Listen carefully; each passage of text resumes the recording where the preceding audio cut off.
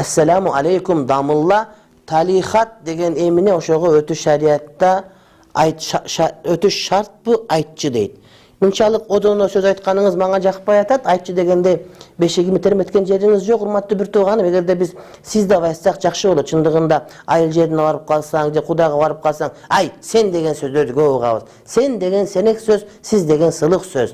Айылдын молдолорун урмат кылыш керек. Ай, сен деп молдого сүйлөгөн болбойт. Молдого сиз деп айтыш керек. Анткени ал өзүнүн жашы кичүү болгон менен оозунда Аллахтын калимасы Кур'ан окуйт ал деген. Ал хадис айтат. Ал сени түбөлүк тозоктон куткарып бейишке алып бара турган шаңа шарият жолду сүйлөп берет. Ана молдокеге сен деп чоңдугуңа салгандың өзүң бетиңи жуубайсың, көчүгүң эмес, андан кийин даратылган адамга келип алып туруп сен деп сүйлөгөн такыр болбойт, урматтуу бир тууганым. Айылдашың болсо деле, атаңын бир тууганы болсо деле, аны сен деп айтпагының, анын көкүрөгүндөгү, көдөнүндөгү Аллахтын илими, шариятты сыйлагының.